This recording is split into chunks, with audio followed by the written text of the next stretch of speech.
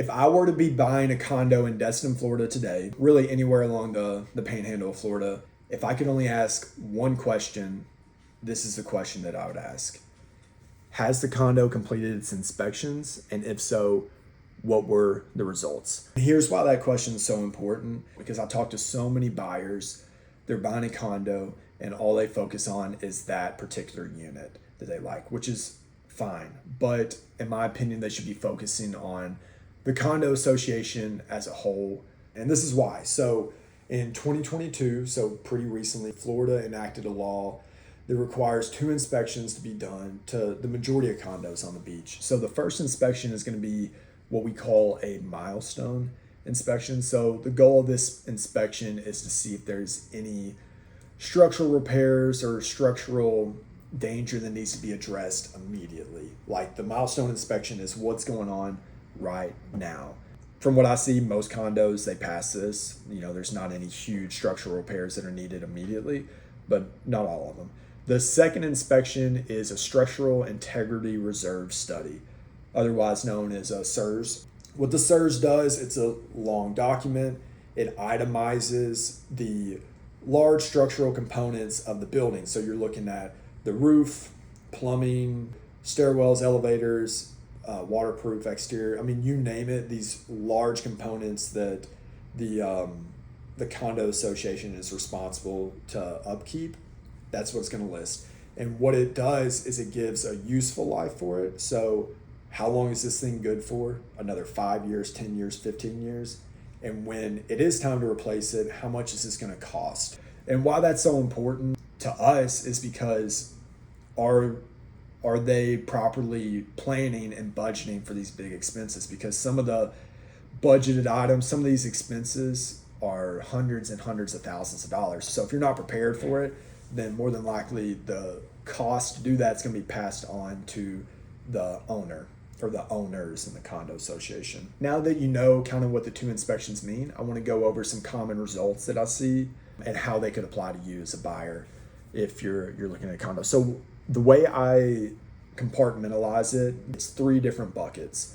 So the first bucket is going to be structurally safe condo, no major current repairs, no major repairs in the near future, and it's well managed, stable. You do see a lot of condos in that state like this. Even though the law is recent, a lot of these condo association managers have been doing a great job for years, and this is nothing unforeseen to them. So that's box 1. So the second bucket that the results could fall into is a condo is structurally safe, no major red flags, but they do have some large projects going on currently or coming up in the near future. And we're seeing this more and more now with the laws in place and this standard that they have to uphold, because some condos were deferring this maintenance, putting it off, but now they don't have a choice. So we are seeing more of the current repairs going on and also in the near future. That's the second box. And then the third box is probably the least desirable, is where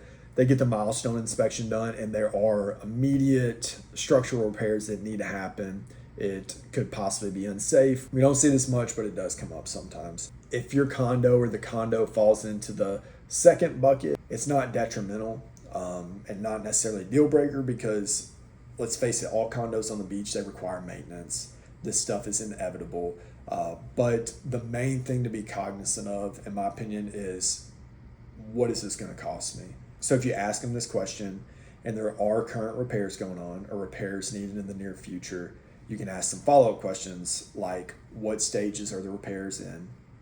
And does the association know what this will cost the owner? And sometimes what I'll see is a condo association, they're like in the early stages. They just got the inspections back and they have to go through a process, jump through so many hoops from start to finish on the repairs that it's a big question mark. It's uncertainty. They don't know a timeline on when they'll be completed. They don't have a quote from a construction company to know how much it's going to cost. And they really don't understand the full scope of work. So in this case, it's good to use caution, because more than likely there will be a special assessment. They will need to collect money to do these repairs. And at this being an early stage, it's really uncertain as to what that amount is. In my opinion, best case scenario, they do understand how much it's going to cost the homeowners. They do understand the timeline of the repairs that need to happen. So once this happens, you have more certainty around, okay, it's going to cost this much, or the special assessment's going to be this much.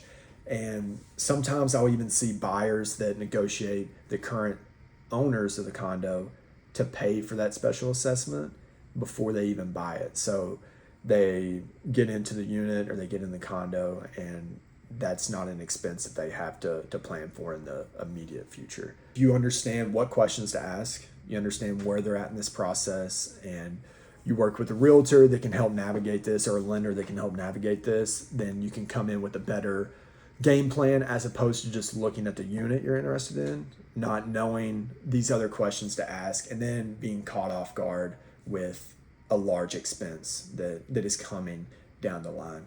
So overall, I truly believe this is a great thing for Florida condos, but it's definitely something to be aware of. So if you have a specific condo you're looking at, if you have questions, I'm happy to try to help. The best way to reach me is call or text 270-994-5054. Thank you.